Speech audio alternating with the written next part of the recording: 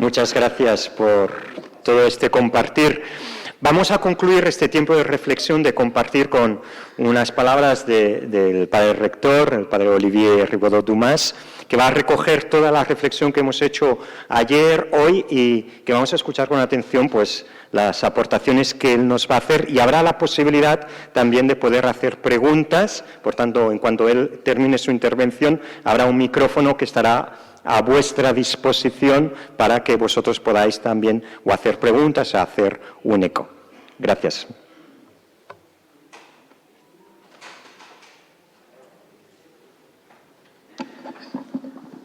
Chers amis, j'ai été très heureux de pouvoir partager ces 36 heures avec vous et de découvrir davantage de l'intérieur ce qui fait la richesse et la beauté de vos hospitalités, modèle sans doute unique que nous ne connaissons pas dans d'autres pays et que nous ne connaissons pas de la même façon en France.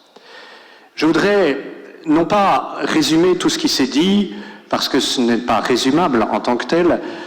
J'ai pris connaissance de l'enquête que vous avez faite, Lourdes, une nouvelle époque, et vous livrez quelques réflexions qui ne se veulent pas exhaustives, mais qui sont pour moi un sujet pour réfléchir ensemble à ce Lourdes que nous aimons et auquel nous voulons contribuer et pour lequel nous souhaitons emmener des malades et vivre comme pèlerins. Je voudrais d'abord remercier tous ceux qui ont osé venir cette année parce qu'ils ont eu l'audace de le faire, même si c'était sans malade, parce qu'ils l'ont fait aussi parce que tous nous avons besoin de Lourdes. Nous avons besoin de Lourdes, de cette grâce qui s'y vit, même, j'ose le dire, s'il n'y a pas de malade. Lourdes a commencé entre Marie et Bernadette. Lourdes a commencé par la prière de ceux qui petit à petit ont accompagné Bernadette, venue de Lourdes, et qui étaient jusqu'à des milliers pour prier avec elle. Alors, Lourdes, je le redis, c'est d'abord un lieu de prière, et ce lieu de prière est pour tous. Je remercie ceux qui sont venus, mais je voudrais aussi remercier beaucoup ceux qui, n'étant pas venus, ont quand même maintenu vive cette flamme de Lourdes. Je sens votre désir de revenir. Il fait ma joie. Il est la source de mon espérance. Parce que ce désir de revenir, je le sais, il est le fond de ce qui motive votre engagement aussi d'hospitalier. Vous êtes au service des malades tout au long de l'année, vous êtes au service des plus pauvres, mais le séjour à Lourdes, le pèlerinage à Lourdes, donne comme une force nouvelle à ce que vous vivez. Je suis touché par votre attachement à Lourdes. Je suis touché par votre dévouement et votre engagement auprès des malades. Permettez-moi une réflexion. Quels sont les malades que nous avons à faire venir à Lourdes? Vous savez que nos chariots bleus, nos charrettes, nos fauteuils roulants sont le signe même que des malades sont présents. Mais il y a beaucoup de malades sur leurs deux pieds. Il y a beaucoup de malades qui ne sont pas malades dans leur corps, mais qui sont malades dans leur esprit. Il y a des malades qui sont handicapés et qui ne sont pas forcément des personnes vulnérables en tant que telles, qui ne sont pas forcément dans des établissements d'ailleurs. Il y a des malades qui sont ceux que la société rejette ou qui ne sont pas compris par l'Église. Je pense que, hospitaliers, nous avons une mission spécifique de nous approcher de tous les malades, quels qu'ils soient. Et Lourdes, je le crois, a comme charisme propre d'être le lieu de la guérison des corps et des cœurs. La guérison des corps et des cœurs. Tous nos cœurs ont besoin d'être guéris. Le cœur de ceux qui sont le plus fatigués dans leur esprit a besoin d'être guéri. Alors ne pensons pas peut-être qu'il n'y a qu'un seul type de malade qui puisse venir ici, qui puisse venir à Lourdes, mais que d'autres, que nous avons à aller chercher, que nous avons à imaginer dans une autre forme d'accompagnement, bien sûr, mais que d'autres ont aussi toute leur place à Lourdes. Je pense à tous ceux qui sont dépressifs, à tous ceux qui ont une maladie mentale, qui peuvent nous accompagner, mais dont nous devons aussi changer le mode d'accompagnement. Alors, n'hésitons pas à être imaginatifs pour permettre que vraiment cette grâce de Lourdes rayonne sur le plus grand nombre.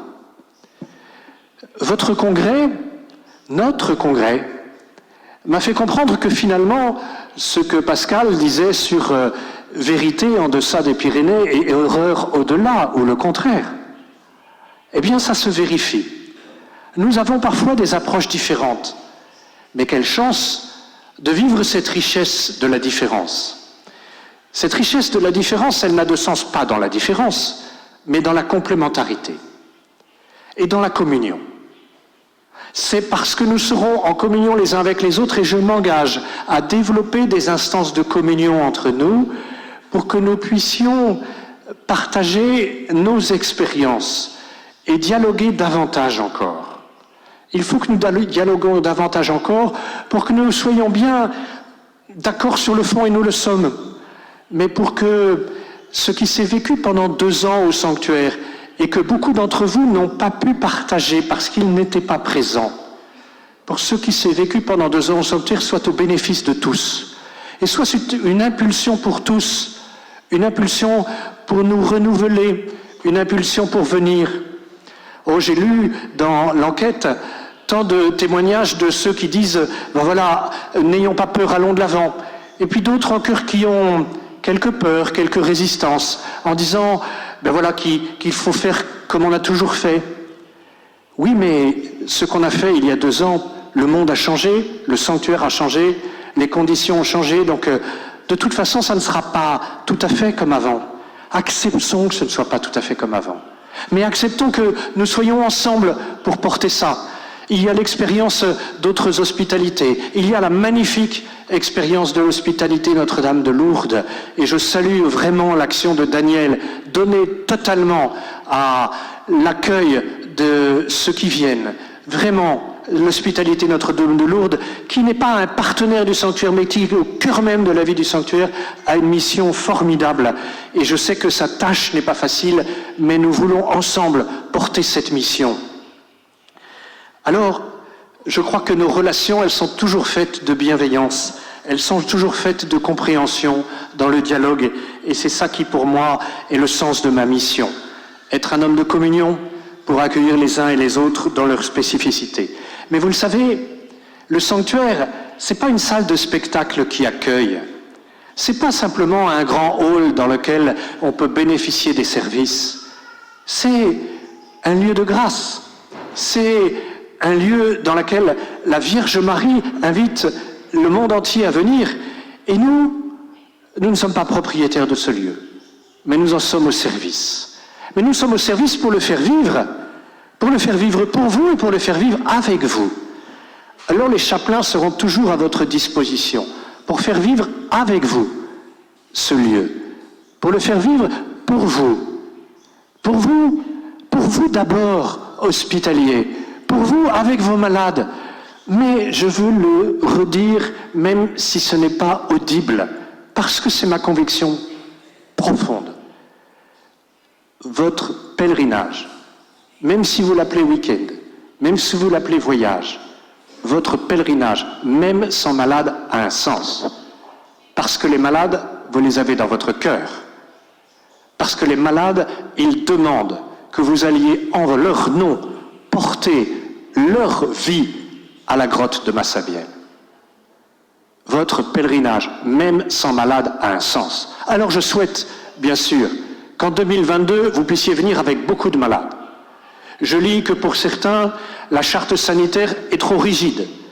Je souhaite que l'expérience que vous avez pu faire en posant des questions à François et à Delphine vous a convaincu que nous sommes toujours dans un équilibre qui forcément est instable, tout équilibre est instable, entre la sécurité sanitaire maximum à laquelle nous sommes invités et que nous négocions pas à pas avec les autorités de notre pays. Et personnellement, je suis en dialogue pratiquement toutes les semaines avec le préfet du département des Hautes-Pyrénées pour voir ce qui est possible et ce qui n'est pas possible. Vous imaginez bien, ou peut-être que vous ne l'imaginez pas, mais le sanctuaire de Lourdes, c'est un lieu unique en France. Et donc, toutes les règles qui sont applicables en France doivent être négociées d'une manière spécifique pour le sanctuaire de Lourdes, parce qu'il n'y a que Lourdes qui accueille de cette manière-là. Et donc, le protocole sanitaire que nous avons mis en place est un protocole sanitaire qui a été approuvé par le gouvernement français. Par le gouvernement français. Parce que Lourdes est unique.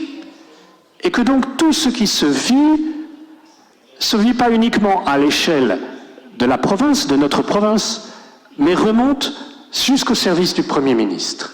C'est vous dire le sérieux avec lequel la sécurité sanitaire est prise en compte à Lourdes, mais aussi, et c'est le rôle du recteur et de ceux qui travaillent avec lui, dans notre pays où la laïcité est quelque chose de compliqué.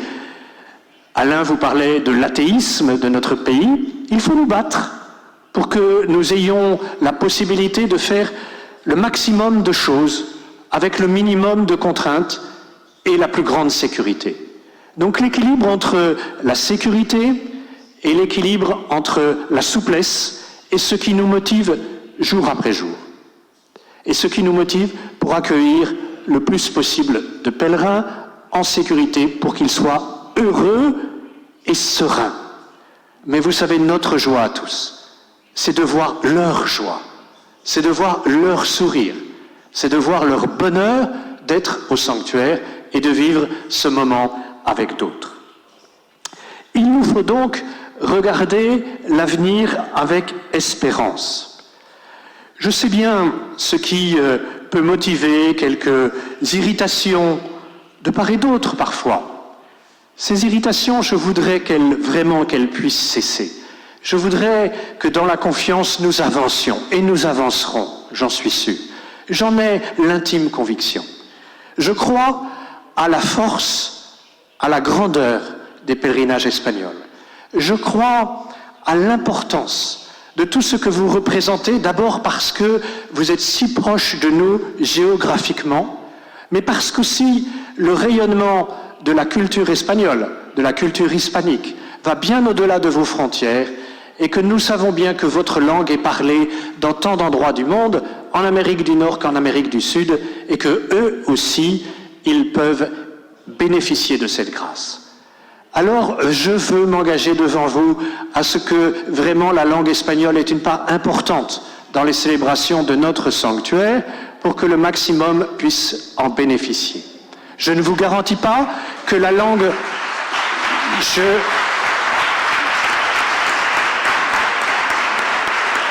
Je ne peux pas vous garantir qu'on ne fera que parler espagnol dans le sanctuaire. Je ne veux pas et je ne peux pas vous le garantir.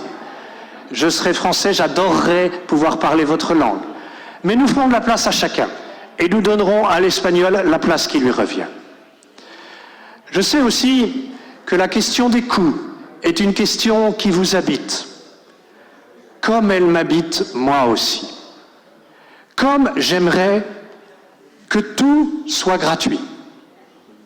Mais vous savez, nous aussi, nous payons l'électricité et le gaz. Pour nous aussi, il y a eu une inflation considérable sur les coûts de l'alimentaire. Pour nous aussi, les salaires vont augmenter. Pour nous aussi, il va falloir faire des travaux parce que les normes de sécurité changent et qu'il va falloir encore avoir des dépenses. Alors je sais bien que le modèle économique de nos pèlerinages, comme le modèle économique du sanctuaire, est fragile. Mais je sais qu'il faut que là-dessus nous travaillions ensemble. Nous allons travailler, et nous travaillons déjà avec les hôteliers. Nous allons travailler, et nous travaillons déjà avec d'autres partenaires. Mais il faut que nous arrivions à ce que la question des coûts ne soit pas uniquement un obstacle, pour que nous arrivions, pas forcément à baisser les charges, mais aussi à une diversification de nos ressources.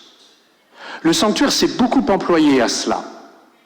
Vous savez, nous ne l'avons pas dit tout à l'heure, mais si nous avons limité grandement la perte d'exploitation, et que si nous arrivons à pouvoir percevoir l'avenir avec confiance au sanctuaire, c'est parce qu'en 2 ans, nous avons changé radicalement notre modèle économique. Ce qui était de l'ordre de la ressource sur place, qui a été quasiment absente en 2020, et bien moindre en 2021 que les années précédentes, nous avons réussi à la transformer par la ressource digitale. C'est donc que le modèle économique du sanctuaire a changé. Il nous a fallu faire preuve de beaucoup d'imagination, faire preuve de beaucoup de ténacité, appeler des partenaires multiples, appeler des mécènes et des sponsors. Nous voulons le faire parce que nous ne voulons pas faire porter uniquement sur les pèlerinages les coûts qui sont les nôtres. Et nous ne le faisons pas porter uniquement sur les pèlerinages. Les pèlerinages ont une part minoritaire dans le coût total des sanctuaires. Mais il y a forcément un coût à tout. Je suis sûr qu'entre hospitalité, vous pouvez rivaliser d'ingéniosité, et que vous le faites déjà, pour trouver là aussi des partenaires qui permettront aussi de faire baisser le coût des pèlerinages. Il y a beaucoup de gens qui désirent que d'autres puissent aller à Lourdes, parce qu'eux-mêmes ne peuvent pas y aller, et parce qu'ils cherchent comme des ambassadeurs et des témoins. Alors là aussi, je le pense, soyons des hommes de l'avenir, soyons de ceux de l'Exode qui traversent le désert pour entrevoir déjà la terre promise. Nous ne pouvons pas rester immobiles, il nous faut avancer. Il nous faut avancer avec confiance, il nous faut avancer avec joie et sérénité, avec patience, avec calme. Quelquefois, on voudrait avancer trop vite, pas non, acceptons de ne pas avancer trop vite, mais acceptons d'être résolument dans une démarche qui regarde vers demain, avec cette conviction profonde au cœur que Lourdes n'est pas un lieu du passé, que Lourdes, c'est un lieu pour aujourd'hui, et que Lourdes sera un lieu pour demain. Ma responsabilité, avec ceux qui m'entourent, c'est de préparer Lourdes pour demain, et de vous accueillir aujourd'hui. Je le fais avec la conscience que c'est une lourde responsabilité, mais qu'ensemble, nous allons y arriver. Nous allons y arriver en dépassant la pandémie, nous allons y arriver en acceptant de prendre des risques au cœur même de cette pandémie, des risques qui ne sont pas insensés, mais des risques parce que la vie sans risque n'existe pas, pour pouvoir permettre à beaucoup de vivre la joie de Lourdes. Alors mes amis, merci. Merci de votre accueil, merci de votre présence, merci de votre imagination et de votre créativité, merci de tout ce que vous faites, merci de votre soutien pour Lourdes. Que soit vive notre espérance de revenir. Pour moi, je vous attends, avec tous les chapelains, avec tous les employés, avec la chaîne Néel. Je vous attends pour ces rencontres, je vous attends pour prier avec vous, je vous attends pour saluer vos malades, je vous attends pour vivre cette grâce de Lourdes.